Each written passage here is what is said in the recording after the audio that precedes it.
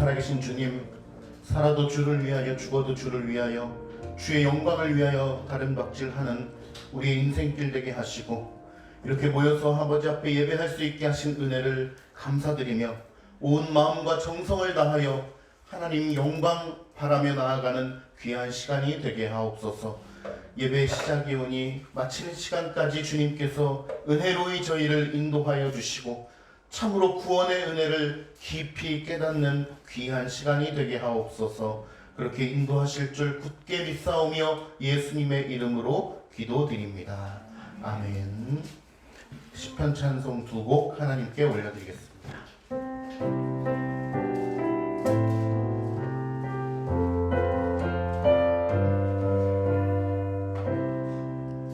주께 감사하라. 그는 선하시며 그 인자하심이 영원하미로다. 감사하라. 모든 신에 뛰어나신 주께 영광. 주께 감사하라. 그는 광대하며 그 인자하심이 영원하기로다. 감사하라. 큰 기사를 행하시는 주께 영광. 주께 감사하라. 창조주 하나님 그 인자하심이 영원하미로다.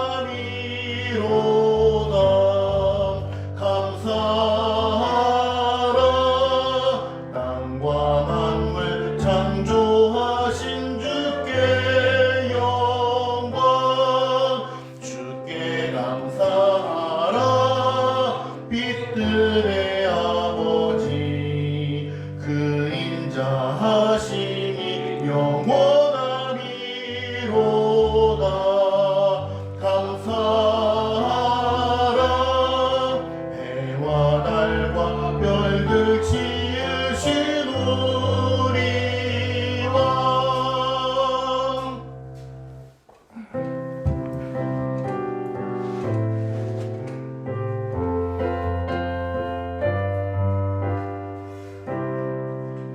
주 광대하시니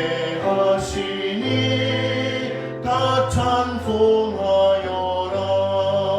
우리 주 하나님 거룩한 산에서 더가 높고 아름다워 온 세계 즐거워하라. 피난처 되신 주 나타나실 때에 여왕은 놀라며 크게 떨리도다. 하나님 주의 백성 영영이 경고케하네. 주의 인자하심 생각하나이다. 우리 주 하나님 거룩한 전에서 오 하나님 주의 찬송 땅 끝까지 충만하네. 주 판단이 나여 시온산 기뻐해. 유다의 딸들은 즐거워하여라. 주는 우리 죽기까지 인도하시리라. 아멘. 기도하겠습니다. 아버지 하나님, 정해진 시간에 귀한 장소에 모여서 우리 모두가 함께 예배 드릴 수 있게 하신 은혜를 감사드립니다. 우리의 힘과 능력으로 결코 아버지 앞에 나아갈 수 없사오나 하나님께서 은혜로이 우리의 발걸음을 인도해 주시고 우리의 의지와 마음 가운데 선한 의지를 온전히 허락해 주신 은혜를 감사드립니다. 예배를 통하여 우리의 죄를 깨닫고 그리스도의 구원을 다시 한번 갈망하며 하나님의 사랑과 은혜를 간절히 구하는 복된 시간이 되게 하옵소서. 우리에게 베풀어 주신 구원의 은혜를 다시 한번 깊이 상고하며 말씀에 계시되어진 하나님의 말씀의 은혜를 다시 한번 우리의 삶 속에 적용해 나가는 귀한 시간이 되게 하옵소서. 선포되는 말씀을 통하여 믿음이 생기고 성례를 통하여는 더욱 그 믿음이 견고해지는 은혜를 허락하여 주시옵소서. 우리를 구원하신 이름 주 예수 그리스도의 이름으로 기도드립니다. 아멘. 사도신경으로 신앙을 고백하겠습니다. 나는 전능하신 아버지 하나님 천지의 창조주를 믿습니다. 나는 그의 유일하신 아들 우리 주 예수 그리스도를 믿습니다. 그는 성령으로 인하여 나시고 본디오 빌라도에게 고난을 받아 십자가에 못 박혀 죽으시고 장사된 지 사흘 만에 죽은 자 가운데서 다시 살아나셨으며 하늘에 오르셔 전능하신 아버지 하나님 우편에 앉아 계시다가 거기로부터 살아있는 자와 죽은 자를 심판하러 오십니다. 나는 성령을 믿으며 거룩한 공교회와 성도의 교제와 죄를 용서받는 것과 몸의 부활과 영생을 믿습니다. 십계명을 함께 낭독함으로 한 주간의 삶을 믿음으로 돌아보고 또 다가올 한 주를 믿음으로 다짐하는 귀한 시간이 되기를 바랍니다. 함께 읽겠습니다. 하나님이 이 모든 말씀으로 일러가라사대 나는 너를 애굽 땅 종되었던 집에서 인도하여 낸 너의 하나님 여호와니라. 제1은 너는 나 외에는 다른 신들을 내게 두지 말라. 제2는 너를 위하여 새긴 우상을 만들지 말고 또 위로 하늘에 있는 것이나 아래로 땅에 있는 것이나 땅 아래 물속에 있는 것에 어떤 형상도 만들지 말며 그것들에게 절하지 말며 그것들을 섬기지 말라. 제3은 너는 내 하나님의 이름을 망령되게 부르지 말라. 제4는 안식일을 기억하여 거룩히 지키라. 6일 동안은 힘써 내 모든 일을 행할 것이나 일곱째 날은 내 하나님 여호와의 안식일인즉 너나 내 아들이나 내 딸이나 내 남종이나 내 여종이나 내 가축이나 내 문 안에 머무는 객이라도 아무 일도 하지 말라. 이는 6일 동안에 나 여호와가 하늘과 땅과 바다와 그 가운데 모든 것을 만들고 일곱째 날에 쉬었습니다. 그러므로 나 여호와가 안식일을 복되게 하여 그날을 거룩하게 하였느니라.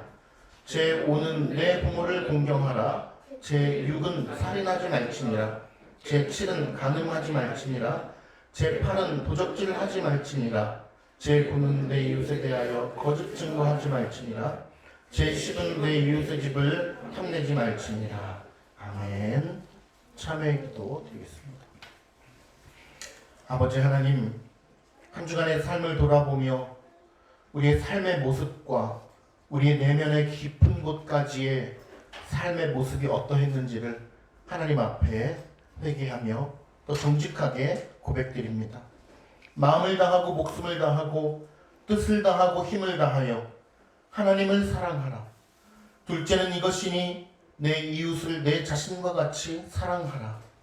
이보다 더 큰 계명이 없다고 말씀하신 주의 말씀을 알고도 실천하지 못할 뿐만 아니라 그렇게 소망하는 마음조차도 우리의 내면 속에 없었음을 고백합니다. 하나님, 우리의 심령 가운데는 하나님의 법을 지킬 수 있는 능력도 없지만 지키고자 하는 소망이 없음을 고백드립니다. 아버지 하나님, 구원받은 자의 합당한 삶을 삶으로 드러내 보여야 마땅할 터인데 그렇게 할 수 없는 우리들의 모습을 보니 참으로 참담할 뿐입니다.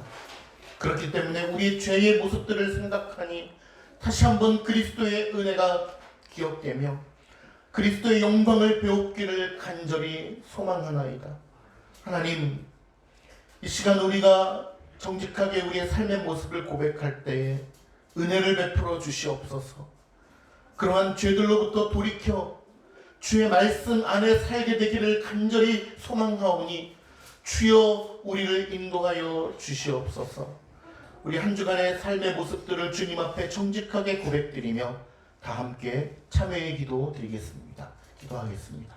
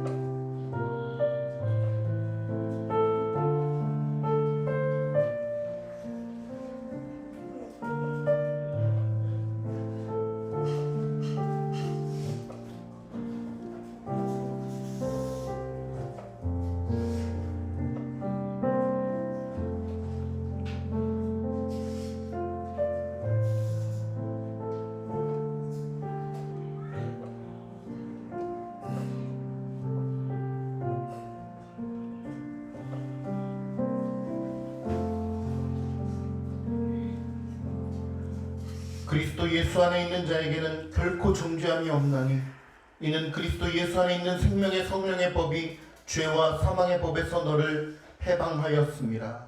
아멘.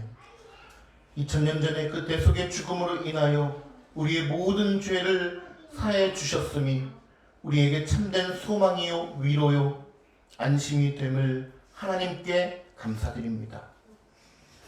주님, 말씀을 통하여 용기와 소망을 얻어 죄로부터 돌이켜 주의 영광을 배우게 하시고 죄들로부터 돌이켜 말씀 안에 거하게 하옵소서. 그리스도께서 내 안에, 내가 그리스도 안에 거하는 그러한 신비로운 연합 속에서 우리의 삶을 영위해 가게 하시고 그 모든 것이 삶 위 거룩하신 하나님 안에 거하는 거룩한 삶이 되게 하옵소서. 성령 하나님의 인도하심을 받아 참된 신자로서의 성화의 삶을 이루어가게 하시며 그러한 것들로 삶의 모습들로 하나님 앞에 영광 올려드리게 하옵소서. 우리를 인도하시는 주님을 믿고 신뢰하오며 우리를 구원하신 이름 주 예수 그리스도의 이름으로 간절히 기도드리옵나이다. 아멘. 시편 찬송 두 곡 하나님 앞에 올려드리겠습니다.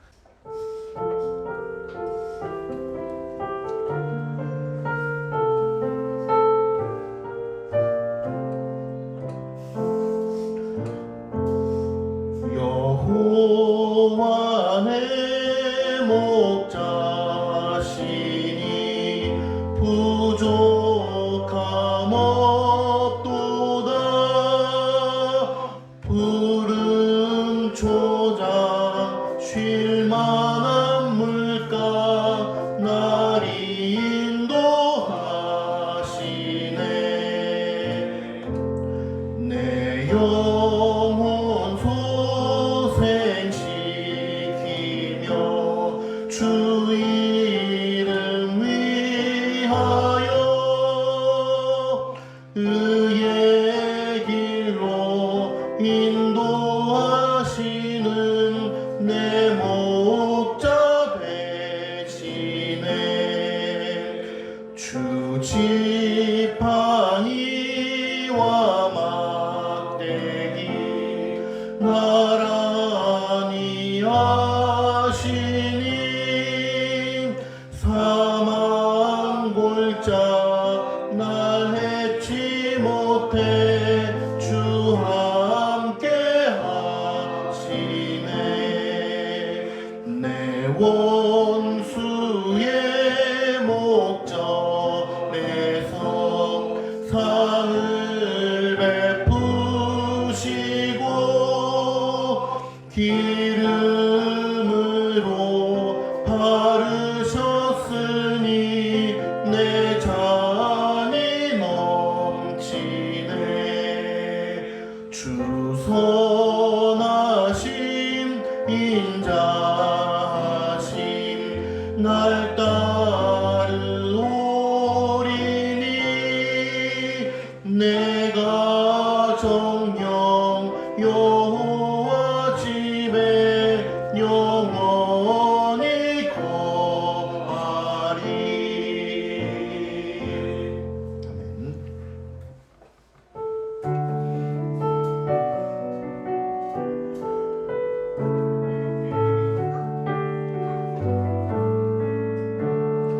주여 나를 건지소서.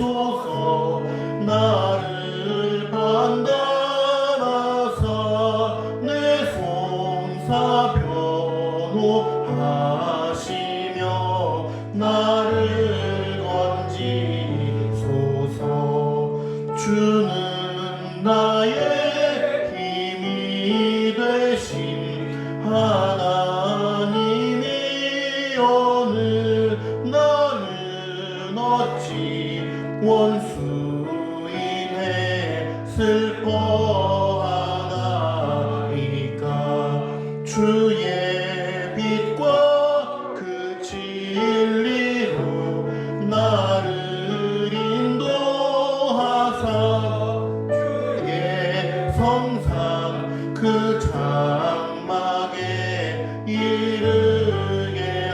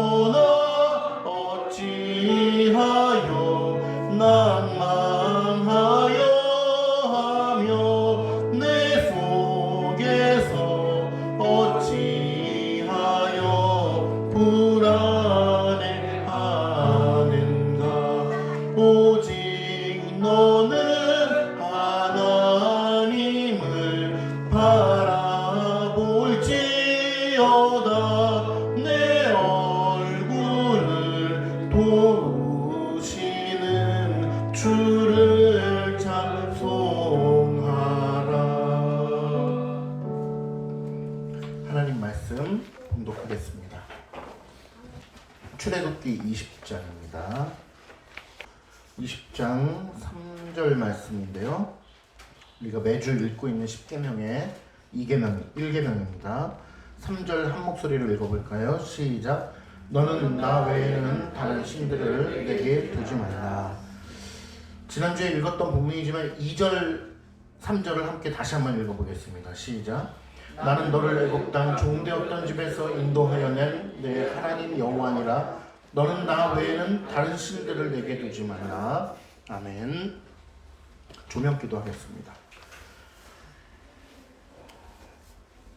하나님 아버지, 주님께서 은혜를 베풀어 주셔서 이 시간 하나님의 말씀을 듣게 하심을 감사드립니다. 주의 말씀으로 우리의 심령이 뜨거워지고 특별히 이 10계명의 말씀을 통하여 우리의 삶의 모습들을 어떻게 정비해 나가야 할지, 우리의 생각의 불신앙의 퍼즐들을 어떻게 신앙의 퍼즐로 맞춰 나가야 할지를 우리가 깊게 상고하는 시간이 되게 하옵소서. 하나님의 은혜가 아니고는 이 시간이 헛된 줄 아오니 하나님 은혜를 베풀어 주시고 성령 하나님 인도하여 주옵소서. 우리의 마음을 주장하시는 하나님 의지하오며 예수님의 이름으로 기도드리옵나이다. 아멘. 오늘 말씀의 제목은 하나님께 대하여 바르지 못한 생각을 가지는 모든 것이 1계명에 반하는 것이다 라고 지어봤습니다. 우리는 늘 나 외에는 1계명 뭐죠? 1계명 외워볼까요? 시작. 네, 나 외에는 다른 신들을 내게 두지 말지니라 라고 했을 때 나는 불교를 믿은 적이 없으니까, 나는 이슬람교를 믿은 적이 없으니까 1계명은 통과라고 생각을 하는 경우가 많지만 결코 그렇지 않다는 것. 이미 하나님을 믿는 자들에게 주신 계명이라는 것, 구원을 받은 백성들에게 주신 계명이라는 점을 생각한다면 그러한 생각은 맞지 않다는 것을 우리가 상식적으로 알 수 있을 것입니다. 하나님과 우리와의 관계를 규정하는 말씀들에 대해서 이제 생각해 보는 것입니다. 제 1계명은 하나님과 우리와의 관계가 무엇이냐. 예전에 그 영화 제목은 잘 모르겠지만 그런 아마 대사를 기억하실지 모르겠어요. 나는 선생이고 너는 학생이야. 이런 대사 기억나세요? 무슨 영화인지는 모르겠습니다. 나는 선생이고 너는 학생이라고 하는 관계를 규정하는 것. 하나님은 하나님이시고 우리는 인간이라는 것을 관계를 규정하는 것입니다. 우리가 잘 알다시피 하나님은 창조주이시고 우리는 누구죠? 피조물이라는 것입니다. 그는 세상을 만드신 분이시고 우리는 지음을 받은 자라는 것입니다. 그는 아버지이시고 우리는 자녀라는 것입니다. 그 관계를 규정하는 데 있어서 중요한 계명이 바로 1계명이라는 것입니다. 그래서 그 관계가 정립되지 않는다면 그 모든 것이 다 쓸모없는 계명이 될 것이고 하나님에 대해서 하나님으로 생각하지 않는 그런 불성실함이 우리 내에서 터져 나온다는 것이죠. 지난주에 말씀드렸듯이 10계명이 우리에게 주어진 근거는 어디 있느냐? 바로 아까 전에 읽었던 서문에 나타난 것처럼 우리를 애굽 땅, 종되었던 애굽 땅에서 구원해 내 주신 너의 하나님이다 라고 자신의 신분을 먼저 밝히고 있다는 것입니다. 그러니까 이 10계명이 우리에게 주어진 근거는 무엇입니까? 구원의 은혜예요. 이걸 왜 지켜야 돼?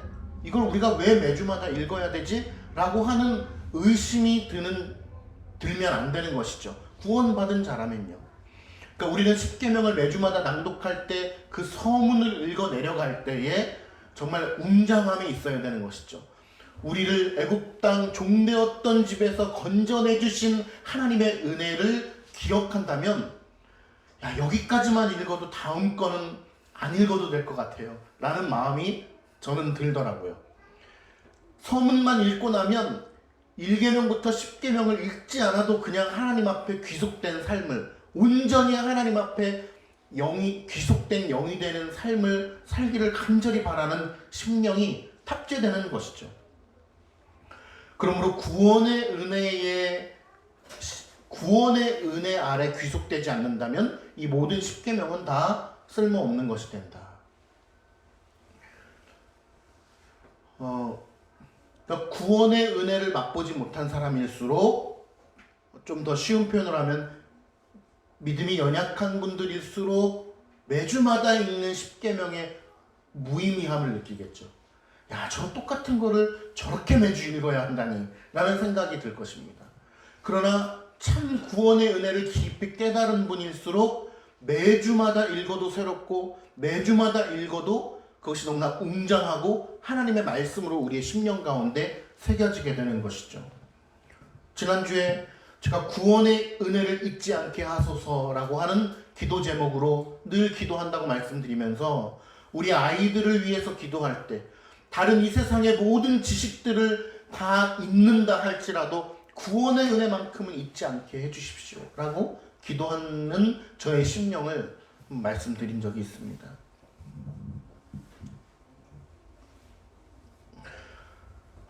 일계명의 근거에 대해서 말씀드리겠습니다. 하나님의 존재와 피조물인 우리와의 관계입니다. 하나님은 창조주이시고 우리는 피조물이라는 것입니다.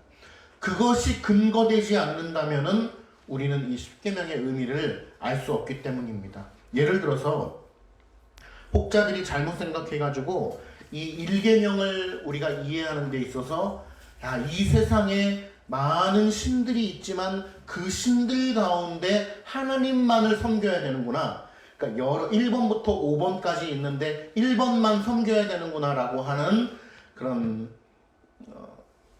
잘못된 생각을 갖는다면, 이걸 단일신론이라고 그러죠. 그러니까 여러 신들 가운데 하나님을 섬겨야 돼 라고 하는 것으로 받아들인다면 대단히 큰 오해가 될 수 있겠죠. 또 예를 들면 유일신론이라고 한다면은, 유일신론의 종교가 여러 개가 있죠. 기독교도 유일신론이지만 또 유대교도 유일신론이고 이슬람교도 유일신론입니다. 그러니까 하나님 한 분 이런 쪽으로 또 흘러가면 그것은 잘못된 것입니다. 우리는 이 계명을 볼 때에 하나님의 존재적 특성에 근거하여 1계명을 바라봐야 되는데, 쉽게 얘기하면 그런 것입니다. 하나님 외에는 신이 없는 것입니다.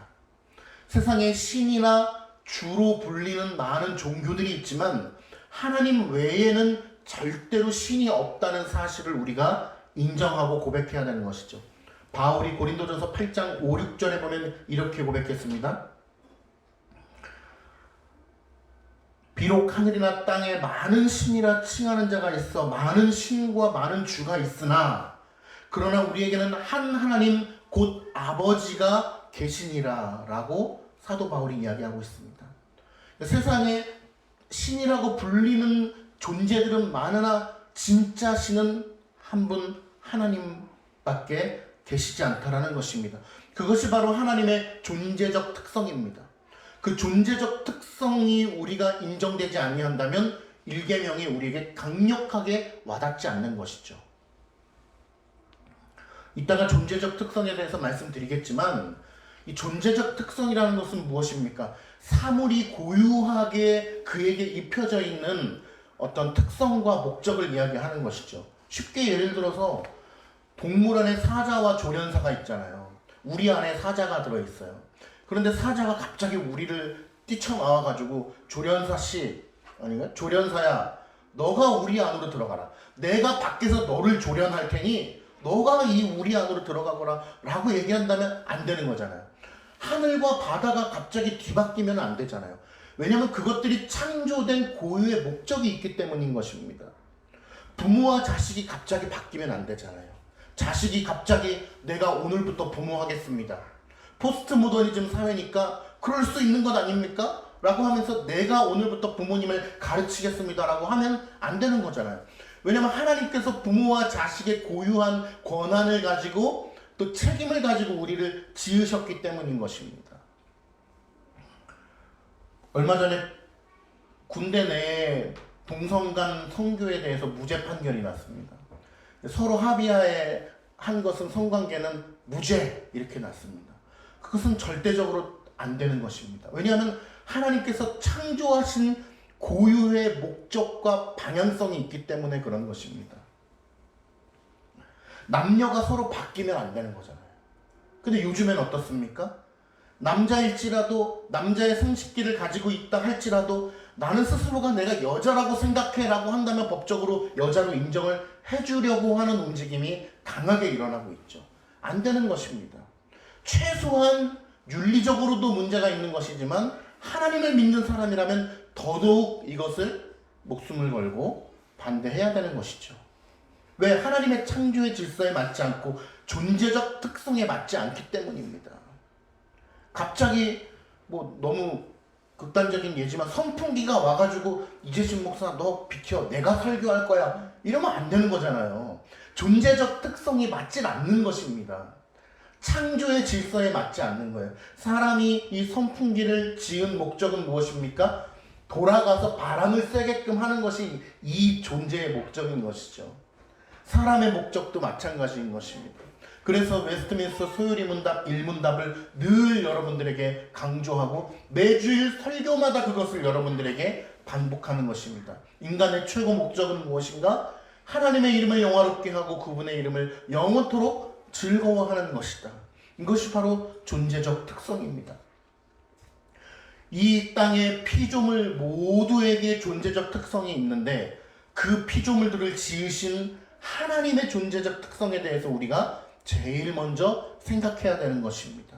하나님은 어떤 분이십니까? 영원하신 분이시고 무한하신 분이시고 변하지 않은 분이시다 라고 하는 존재적 특성의 기본 교리들을 우리가 잘 알고 있지 않습니까? 그래서 하나님을 알지 못하면 인간을 알 수 없는 것이고 인간을 알지 못하면 하나님을 알 수 없는 것입니다. 우리는 때로는 인간사를 보면서 많은 부분들이 이해가 되지 않을 수 있습니다. 그러나 하나님에 대하여 먼저 우리가 공부하게 된다면 이 땅의 것들도 다 이해할 수 있게 되는 것입니다. 다시 요컨대 이 세상에는 많은 신들이라 불리는 사람들이 있지만 참 신은 하나님 한 분이시다. 그러므로 오늘 1계명이 우리에게 주어진다는 것입니다. 근본적으로 하나님의 존재적 특성에 대해서 우리가 받아들이지 않는다면 그러한 믿음이 없다면 10계명은 뿐만 아니라 1계명조차도 받아들일 수가 없는 것입니다. 그분은 창조주이시오 구속자가 되는 것입니다. 창조주는 무엇입니까? 그분께서 이 세상의 모든 것을 지으셨고 특별히 당신의 백성들을 지으셨다. 당신의 백성들을 인도해 가시는 데 있어서는 지금도 쉬지 않으시고 눈동자처럼 지키시며 우리를 보호하시고 완전한 은혜의 길로 우리를 인도해주고 계시다는 것을 믿고 받아들이는 것입니다. 이것을 받아들이지 않는 자가 어떻게 1계명을 믿음으로 받아들일 수 있겠습니까? 두 번째는 구속주로 인식하는 것입니다. 우리에게 구원이 필요하다는 것이에요. 우리가 피조물로서 지음을 받았지만 우리는 삼위 하나님의 구속의 은혜가 필요하다는 것을 인정하고 믿음으로 바라봐야 되는 것입니다. 구원의 은혜가 필요하지 않다라고 여기는 사람이 어떻게 1계명을 지킬 수 있겠습니까? 그러므로 우리는 창조주이신 하나님, 구속주이신 하나님을 늘 갈망하면서 1계명을 생각해야 되는 것이고 바로 그분은 하나님, 창조주, 우리는 피조물, 자녀라는 사실을 완벽하게 정립한 상태에서 1계명을 받아들여야 되는 것입니다. 그렇게 믿음으로 받아들이시죠? 하나님은 하나님이시고 우리는 인간이라는 사실입니다. 그것이 정립되지 않는다면 우리의 삶 속에서 모든 부분들이 다 어긋날 수밖에 없어요. 왜 내 마음대로 되지 않는 것이지? 우리는 인생을 살면서 내 마음대로 되지 않는다는 것을 이미 잘 깨닫고 계시잖아요. 인생 가운데 내 마음대로 되는 것이 어디 있습니까? 모든 것이 다 하나님 뜻대로 이루어져 가고 있는 것입니다. 그것이 우리에게 위로요 소망이요 하나님을 의지할 수 있는 근거가 되는 것이죠. 내 뜻대로 되는 것은 일도 없습니다. 하나님 뜻대로만 우리의 인생과 온 우주 만물이 움직여져 가고 있다는 것입니다. 그러나 신비롭게도 우리의 의지와 의지의 자유와 그것들이 충돌하지 않는다는 것입니다.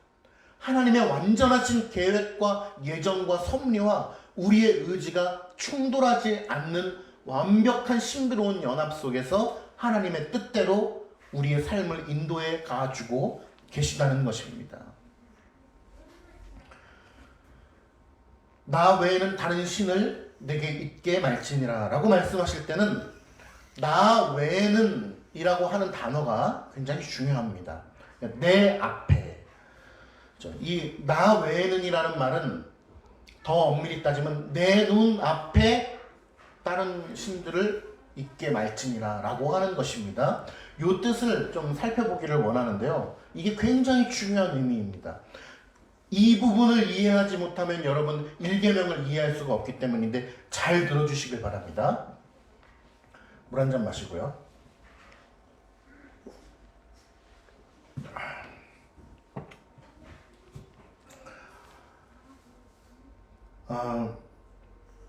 유일하신 삼위일체 하나님 외에는 다른 어떤 것들도 주로 여기고 섬기거나 해서는 안 된다라는 말을 우리가 잘 알고 있습니다. 근데 내 앞에라는 말인데요. 자, 하나님은 눈, 코, 입이 없으시지만 그렇게 표현해 주신 것입니다. 하나님은 팔다리가 없고 앞뒤 좌우가 없으신 분이시잖아요. 그럼에도 불구하고 내 앞에 다른 신들을 있게 말지니라. 내 앞에 나보다 더 사랑하는 것을 보이지 말거라 라고 말씀하셨습니다. 이 세상 우주 만물에 하나님 앞에가 아닌 곳이 있습니까? 없다는 것입니다. 하나님은 전지전능하시고 영원하시고 무궁하시고 무한하신 분이시기 때문에 이 땅의 그 어떤 곳이라도 하나님 앞이 아닌 곳이 없어요. 저 뒤에 가서 죄를 지을 수 없단 말입니다. 하나님이 보지 않는 곳에 가서 딴짓을 할 수 없단 말입니다. 하나님의 눈앞에 이 땅의 모든 것이 보이고 감찰되고 있다는 것입니다. 그러므로 우리가 주의해야 할 것은 이 말씀은요, 내 앞에서 다른 신들을 내게 있게 말지니라 라고 말씀하신 것은 제의적인 의미가 아닙니다. 제의적이라는 말 뜻을 잘 아실 거예요. 제사적인, 그러니까 종교적인, 어떤 예배적인, 예배 드릴 때에 와서 하나님 섬기잖아요. 이런 의미가 아니라는 것입니다. 이것으로부터 파생되는 생각이 무엇입니까? 저는 절에 가서 불공 드린 적 없어요. 나 천주교 가서 미사 드린 적 없어요. 나 이슬람 믿어본 적 없습니다. 하나님 외에는 다른 종교를 제가 믿어본 적이 없습니다. 라고 하는 발상인 것입니다. 다른 종교를 믿어본 적이 없으니 나는 이 계명에는 부합된다라고 생각하는 것입니다. 그러나 그 뜻이 아닙니다. 하나님 눈 앞에서는 이 땅의 모든 것이 감찰되기 때문에 심지어는 우리의 심령의 깊은 속까지도, 나도 알지 못하는 내 마음의 깊은 속까지도 하나님의 눈 앞에 있다는 것입니다. 그래서 우리가 코람데오라고 얘기하잖아요. 하나님 얼굴 앞에서 코람데오의 정신으로 살아야 된다라는 말을 하잖아요. 하나님께서 내 앞에 그러한 것들을 보이지 말라라고 하는 것입니다. 많은 사람들이 예배 때만 하나님을 잘 섬기고 나면, 교회를 벗어나고 나면 이제는 내 삶을 살아야지라고 생각하는 경우가 많이 있다는 것입니다. 그런 이야기 혹시 들어보셨어요? 믿는 사람들이 더하다는 말을 저는 참 많이 듣고 사는 것 같습니다. 여러분들의 삶은 어떻습니까? 세상에서 그러한 일도 겪어봤어요. 똑같이 5, 60대의 여성분들인데 제가 교회 권사입니다 라고 하면 그 사람은 기피 대상이에요. 야, 그 사람하고 거래하면 안 돼. 제가 교회 장로입니다. 그러면 그 사람하고는 거래 안 하려고 하는 거예요. 그러한 얘기까지도 들을 정도로 이 사회에서 계신 그리스도를 믿는 사람들의 그 문제점들이 아주 적나라하게 드러나 있다는 것입니다. 그럼 왜 그러한 일들이 일어나는가? 바로 일계명을 인식하되 제의적인 의미로 인식하기 때문인 것입니다. 예배에 나왔을 때 하나님만을 나는 믿었는데 내 삶의 모습들은 중요하게 생각하는 것이 아니라 나는 하나님 믿었지. 하나님 외에 다른 종교를 믿어본 적이 없는데, 예배 나아가서 잘 예배를 드렸는데, 헌금도 열심히 했는데 라고 하는 어떤 제의적인 부분에 얽매여 있기 때문에 그런 것입니다. 그러면은 무엇입니까? 어떤 곳에 우리가 얽매여야 됩니까? 실질적으로는 이 세상의 모든 곳이 하나님 앞이 아닌 곳이 없으므로 우리의 전 인격적인 삶의 모든 요소들을 다하여서 하나님 앞에 살아가야 하는 것입니다. 그러니 하나님의 절대적 존재성과 유일하심의 근거에서 우리에게 주시는 말씀이에요. 내 앞에서 다른 신들을 내게 있게 말지니라. 그러니까 우리가 일계명을 받아들이는 기본적인 방식은 바로 하나님의 신적인 존재와 그 속성을 인정하고 그분을 섬기는 것입니다.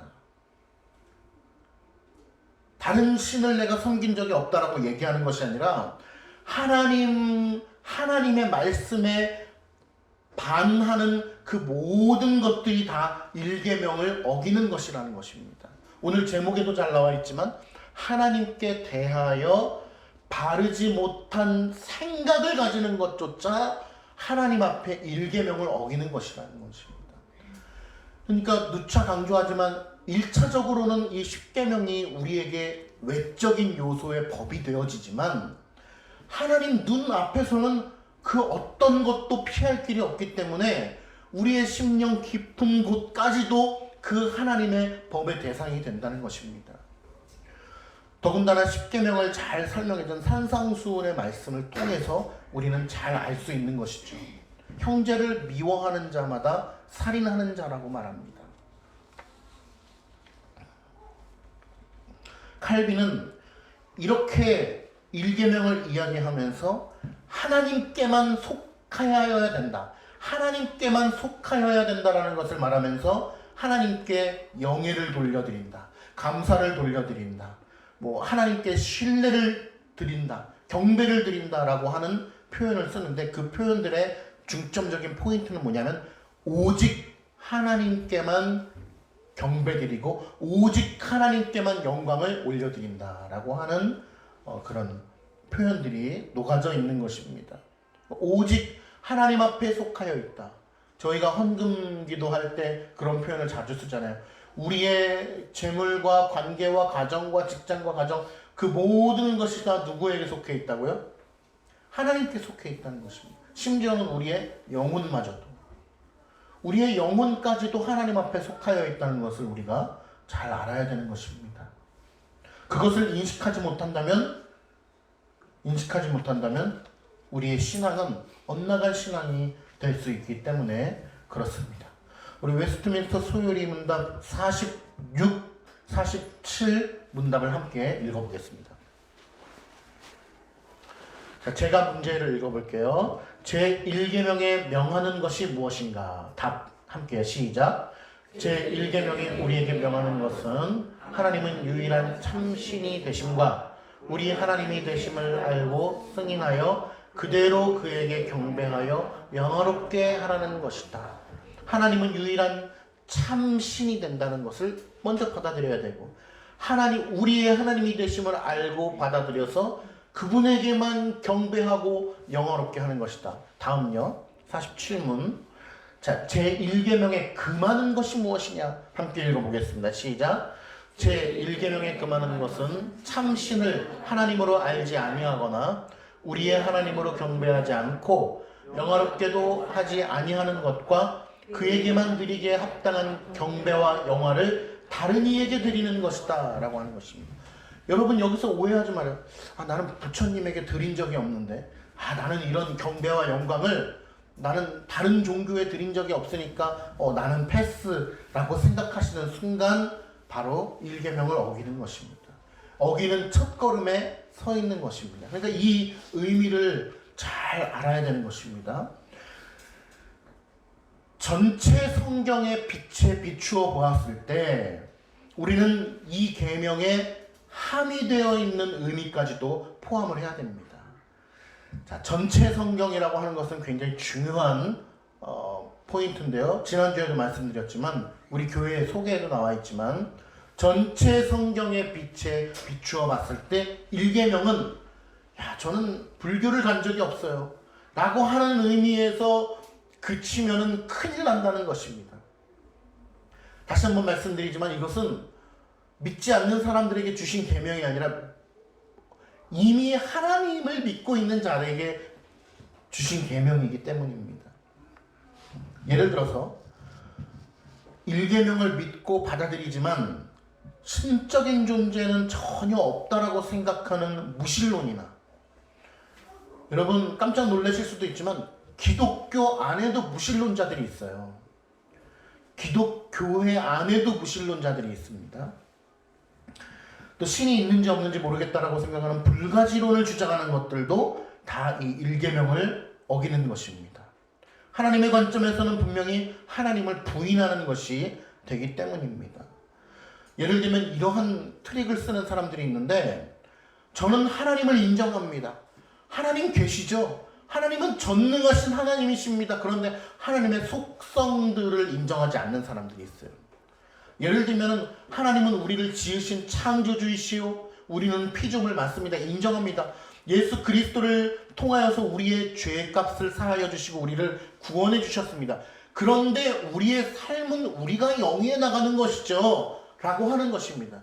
이런 것들이 얼마나 교묘하게 하나님의 속성을 무시하고 하나님을 거부하는 것인지 모릅니다.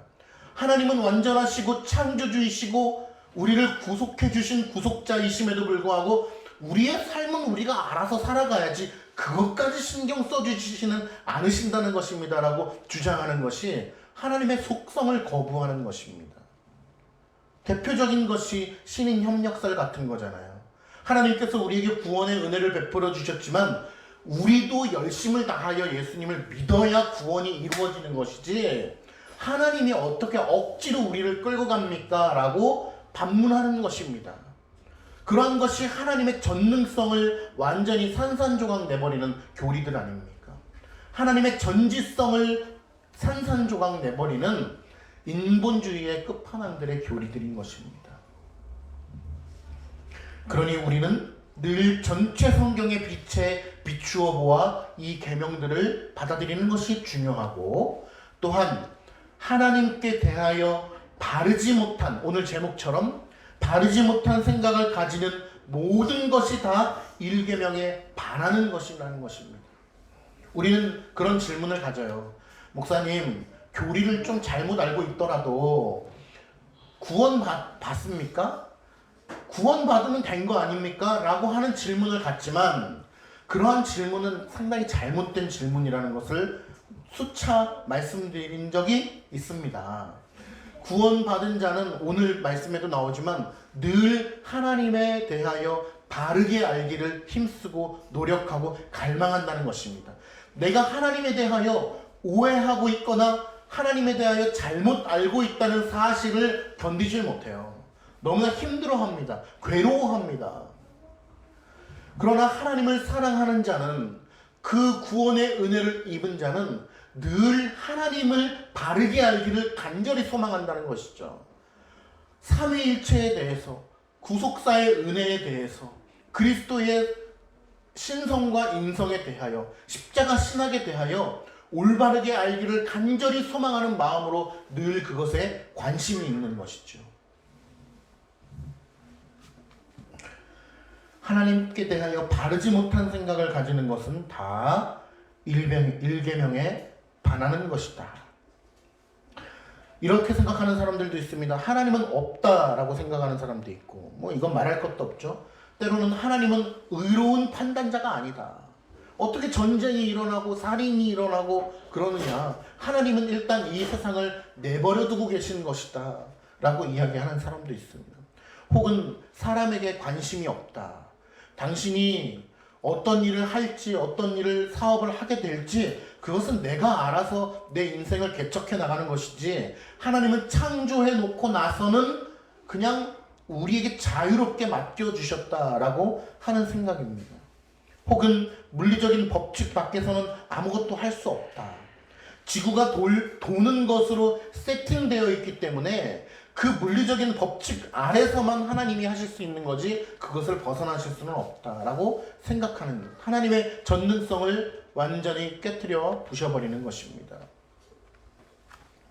그러한 생각들은 다 무시무시한 것이고 하나님에 대하여 그 계시에 합당하지 않은, 바르지 않은 생각들을 가지고 있는 것들이기 때문에 매우 위험한 생각입니다.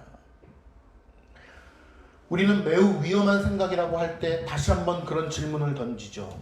그러면 구원과도 관련이 있나요? 라고 얘기할 때 그러한 위험한 생각을 가졌기 때문에 그 사람은 구원을 받지 못한다 라고 이야기할 수는 없습니다. 그것은 제가 그런 이야기를 한다면 상당한 신적 권위에 대한 도전이겠죠.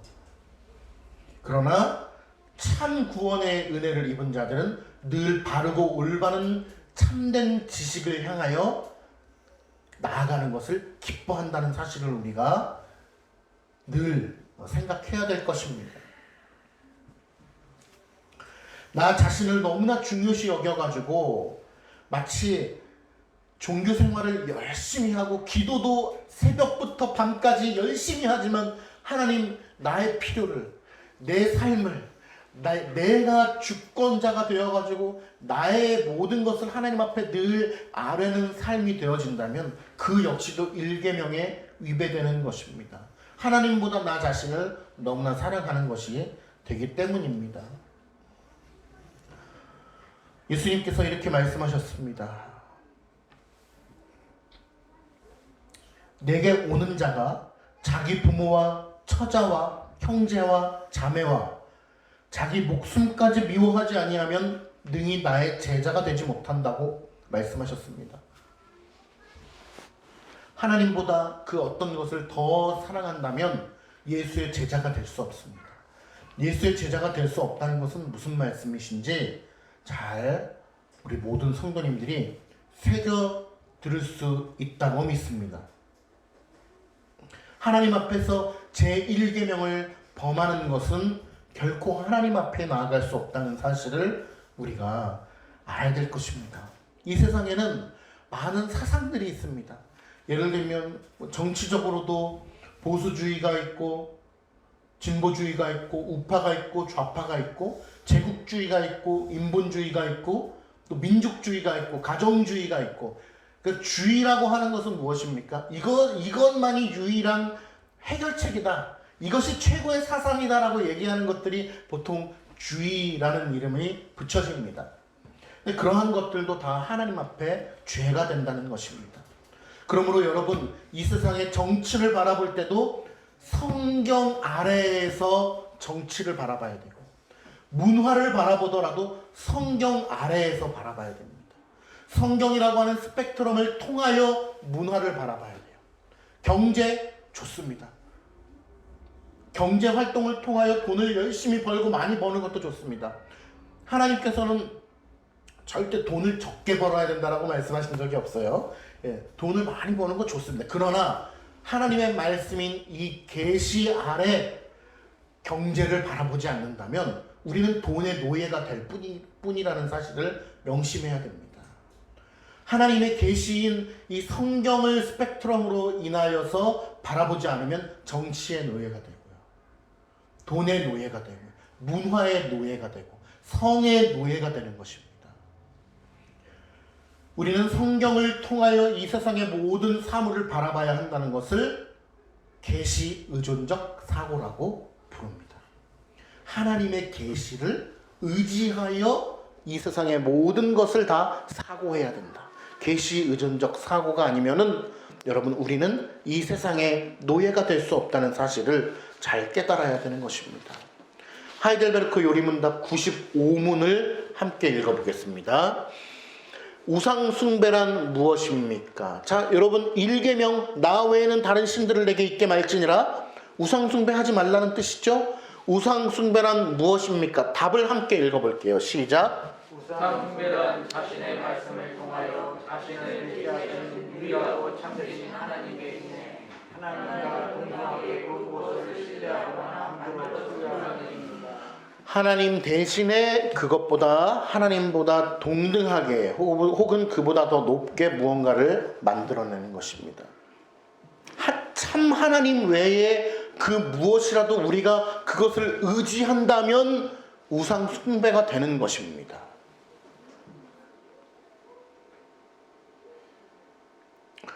결국 이 1계명의 핵심 포인트는 우리의 삶의 종국적 근거, 우리의 삶의 근거가 어디 있느냐.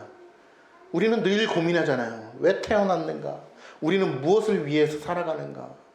어떻게 보면 우리의 삶의 모습이 얼마나 허무한지 몰라요. 매일매일 일하는데 매일매일 열심히 노력하며 살아가고 있는데 정말 손에 만져지는 돈은 참 적고 그렇다고 인생 가운데 남는 것도 없고 그러한 허무한 인생을 살아갈 수밖에 없는 것입니다.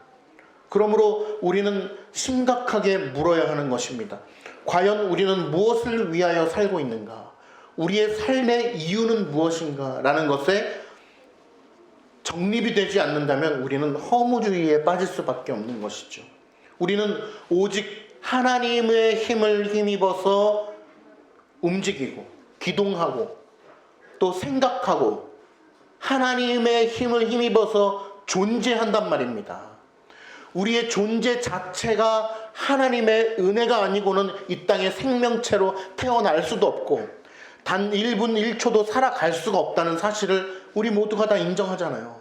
하나님께서 이 심장 뛰는 것을 1분이라도 허락해 주시지 않는다면 우리는 바로 내사 상태에 들어가는 것 아니겠습니까? 그러한 하나님을 우리가 믿고 의지하는 삶을 살지 않는다면 그것은 실천론적 무신론자가 되는 것입니다. 그러므로 말씀을 통하여 늘 이 세상의 사물들을 바라보며 하나님을 의존해야 된다. 칼빈이 말하듯이 우리의 마음을 살아계신 하나님께로 향하는 데서 그 1계명의 준칙이 출발된다는 것입니다. 수많은 구약의 유대인들이 율법을 잘 지키며 살아왔잖아요. 근데 하나님께서 그 율법을 주신 의미가 무엇입니까? 행위적으로 잘 지켜라.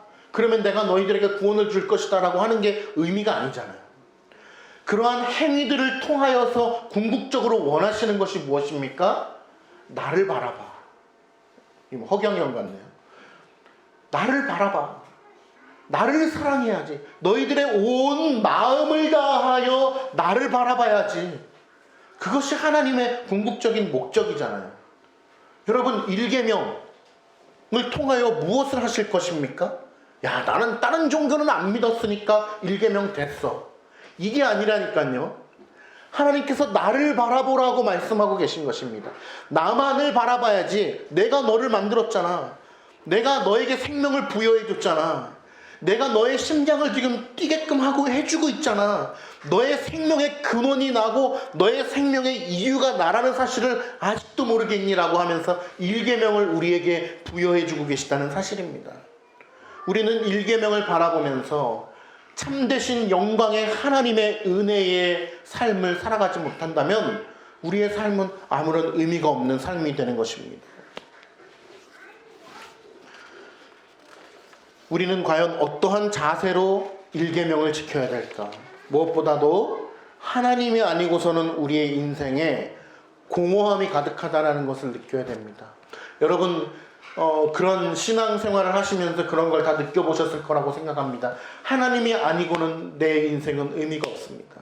하나님 오늘도 내 인생에 함께 해주시지 않는다면, 주님께서 나를 붙잡아 주시지 않는다면 나는 오늘 죽은 목숨입니다. 숨 쉬는 것조차 의미가 없습니다 라고 아마 신앙 가운데 고백하신 적이 있을 것입니다. 그러한 삶의 고백들이 우리의 삶 가운데 늘 있어줘야 되는 것이죠. 우리 직장도 다니시고 일도 하시고 사업도 하시고 가정도 꾸리시고 많은 일들을 하잖아요.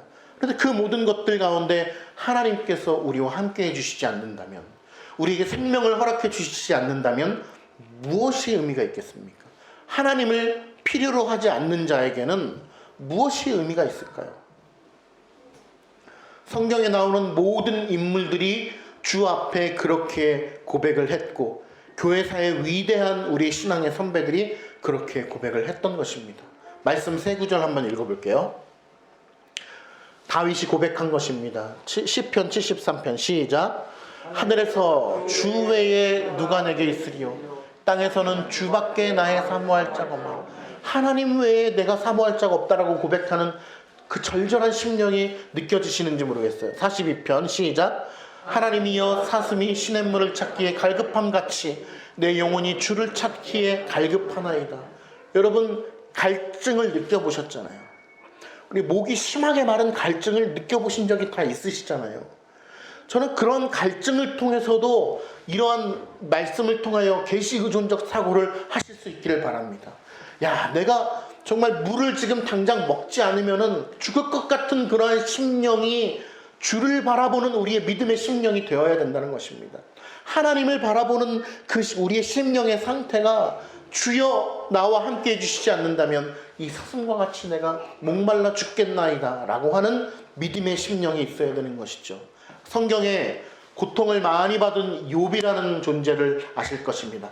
욥이 이렇게 고백했어요. 자, 시작. 내가 알기에 나의 구속자가 살아계시니 후일에 그가 땅에서 실 것이다. 내가 친히 그를 보리니 내 눈으로 그를 보기를 외인처럼 하지 않을 것이리라. 내 마음이 초조하구나 라고 고백했습니다. 그 고통 가운데 있고 사람들이 그를 능멸하고 욕할 때에 뭐라고 고백합니까? 내 구속자가 살아계시니 그분이 서실 것이다. 그리스도로 구속자를 갈망하는 심령을 가지고 하나님을 바라보는 것이죠. 우리의 인생은 늘 공허합니다. 우리의 인생은 늘 힘들고 쓸쓸합니다. 그러나 하나님으로 말미암아 우리의 심령 가운데 은혜가 채워진다면 그러한 것을 넘어서게 되는 것이죠. 우리의 존재 전체가 다 하나님을 절실하게 그렇게 갈망하는지를 우리는 늘 스스로에게 물어봐야 됩니다. 우리 교회에도 보면 애견인들 계시잖아요. 우리의 그 강아지들이 얼마나 전 인격을 다하여서 주인을 갈망하고 있는지 우리는 보잖아요. 얼마나 그 문 앞에서 주인을 기다리는 그 심령이 얼마나 정말 온 마음을 다하여서 그 주인을 바라보고 있습니까? 저는 그 애완견을 사랑하는 사람입니다. 정말 좋아요. 그러나 계시 의존적 사고로 우리의 강아지들을 바라보지 않는다면 의미가 없을 수도 있어요. 여러분들이 계시 의존적 사고를 통하여 우리의 강아지들을 바라볼 수 있는 믿음의 눈이 있기를 간절히 소망해요. 야, 이 친구가 나를 이렇게 갈망하듯이 내가 하나님을 저렇게 갈망해야 되는 거구나. 이게 바로 그 자세구나라는 것을 깨닫는다면 얼마나 유익한 하나님의 아름다운 피조물일까 그런 생각을 해봤습니다. 우리의 존재 전체를 다하여서 하나님을 섬겨야 된다. 하나님과 우리와의 관계는 절대적인 것이기 때문에 그렇습니다. 이렇게 해도 되고 저렇게 해도 되는 이 세상의 포스트 모더니즘의 그런 관계가 아니라 너무나 절대적인 것이기 때문에 그래요. 하나님은 절대적인 분이시기 때문에 이러한 법칙을 우리에게 내려주는 것입니다. 인간은 절대적인 존재가 아니기 때문에 자식에게 효도를 요구할지라도 야 그래 이런 방식으로 효도하든지 저런 방식으로 하든지 스승이 제자에게 야 그래 이렇게 학생으로서의 본분을 다할 때 이렇게 할 수도 있고 저렇게 할 수도 있고 그래요. 누구를 완벽하게 정하여 규제할 수는 없습니다. 인간이기 때문에. 그러나 하나님은 완전하신 분이시기 때문에 그분은 상대적인 분이 아니라 절대적인 분이시기 때문에 그분의 속성에 근거하여서 우리에게 이러한 법칙을 주시는 거예요. 물론 인간도 어느 정도는 부모 자식 관계, 사제 관계, 뭐 여러 가지 관계 속에서 그러한 속성들이 있기 때문에 그러한 법칙을 주기도 하지만 사람과 하나님은 비교할 수 없을 정도로 절대적인 분이시죠. 그렇기 때문에 우리에게 그러한 법칙을 주시는 것이고 우리는 그 법을 잘 지켜야 되는 것입니다. 그 법의 테두리 안에 있을 때 참 자유를 느낄 수 있는 것입니다. 우리는 어떠한 자세로 하나님을 섬겨야 되는가? 우리의 모든 것을 가지고, 인격의 전부를 가지고, 우리의 시간의 전체를 가지고, 그러니까 하루 중에 2시간은 하나님을 위하여 떼어 놓아야 됩니다, 이런 개념이 아니라 우리의 인생 전체를 가지고서 하나님을 섬겨야 되는 것입니다. 태어나는 순간부터 죽는 그 순간까지 하나님을 위하여 사랑하고 섬겨야 되는 것입니다. 이런 말씀을 잘 아실 것입니다. 한 사람이 두 주인을 섬기지 못할 것이니 혹 이를 미워하며 저를 사랑하거나 혹 이를 중히 여기며 저를 경히 여김이라. 너희가 하나님과 재물을 겸하여 섬기지 못하느니라. 나 외에는 다른 신들을 내게 있게 말지니라. 우리는 우리의 삶의 주인이 누구신지를 심각하게 질문해야 됩니다. 우리가 늘 고백할 때마다 우리 주 예수 그리스도라고 고백하지 않습니까? 주라고 하는 뜻은 무엇입니까? 기본적으로 주인이라는 뜻이죠.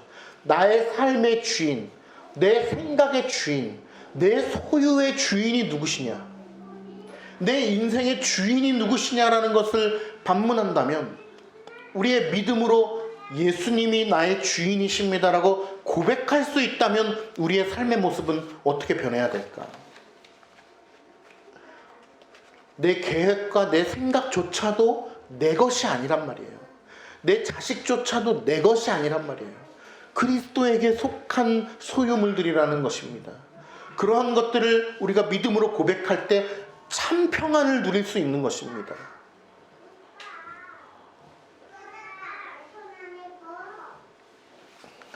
일계명이 바르게 이해되면 우리의 삶의 방향이 바르게 나아갈 수밖에 없습니다. 일계명을 바르게 인식한 사람은 죄에 대하여 사는 사람이 아니요 의에 대하여 산 사람이 되는 것이죠. 하나님을 향하여 걸어나가는 사람이 되는 것입니다. 그 발걸음이 축복된 발걸음이요, 은혜가 있는 발걸음이요, 생명의 발걸음이 되는 것입니다. 말씀을 맺으려고 합니다.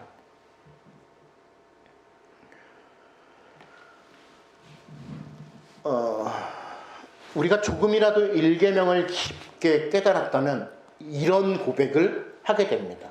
전도서 말씀 함께 읽겠습니다. 시작. 일의 결국을 다 들었으니 하나님을 경외해야 하고 그 명령을 지킬지어다. 이것이 사람의 본분이니라. 여러분, 우리가 조금이라도 하나님의 은혜를, 구원의 은혜를 깨닫는다면, 하나님을 경외하고 그분의 법을 지키는 것 외에는 내게 본분이 없도다 라고 고백하게 되는 것입니다. 어떻게 하면 하나님의 영광을 위하여 그분의 뜻대로 살아갈 수 있을까를 고민하는 것이 내 삶의 전부가 되는 것이죠. 앉으나 서나, 가요 제목 같네요. 앉으나 서나 어떻게 하면 하나님의 법을 지키며 살아갈 수 있을까?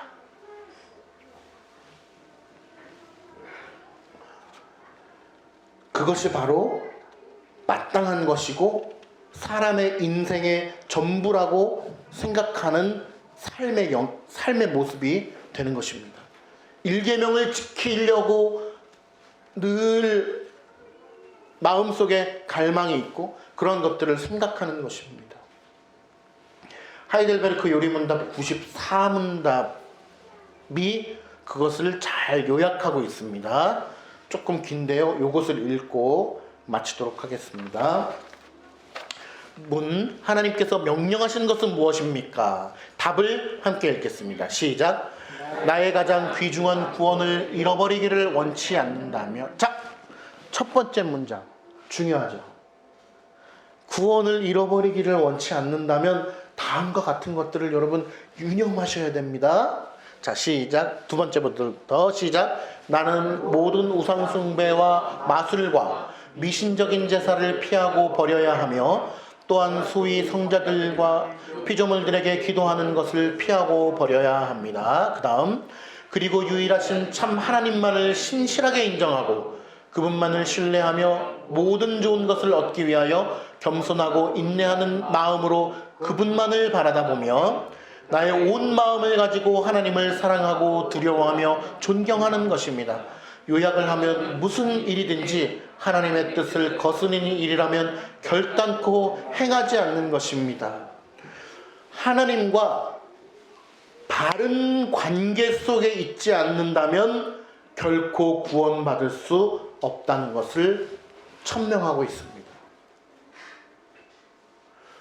우리는 늘 궁금해한다고 그랬죠? 그래서 구원 받나요, 안 받나요? 바른 관계 속에 있지 않으면 결코 구원받을 수 없습니다. 이러한 것들을 피해야 합니다. 참 하나님을 바르게 알기를 소망하면서 나아가는 것이 하나님의 뜻입니다. 하나님께서요, 우리에게 하나님을 바르게 알고 배우기를 요구하신다는 것입니다. 그런데 앞서 언급한 이러한 잘못들을 우리가 피할 수 있는 유일한 방도가, 야, 이걸 하면 안 돼, 저거 하면 안 돼, 이것도 하면 안 돼, 저것도 하면 안 돼 라고 할 수 있는 것이 아니라 하나님을 참되게 알아가는 것에 정진하면 우리는 그 모든 잘못된 길을 가지 않게 된다는 것입니다. 그러므로 하나님을 바로 아는 것이 중요합니다. 따라해 볼까요? 모든 잘못들을 피하는, 시작. 모든 잘못들을 피하는 유일한 방도가 하나님을 바로 아는 것입니다. 하나님을 바로 아는 것입니다. 우리가 참 하나님을 섬기며 하나님을 바로 알고 우리에게 이 계명을 주신 하나님과 우리와의 관계를 다시 한번 정립하여서 참 믿음의 길로 나아갈 수 있기를 바랍니다. 기도하겠습니다. 아버지 하나님, 우리에게 일계명을 주신 하나님을 찬송하나이다. 우리에게 일계명을 주신 하나님의 은혜의 그 사랑을 다시 한번 기억하며 구원의 은혜를 깊이 상고하여 이러한 말씀들을 잘 지켜 행할 수 있도록 우리의 발걸음을 인도하여 주시옵소서. 예수님의 이름으로 기도드리옵나이다. 아멘. 준비하신 예물 하나님 앞에 드리겠습니다.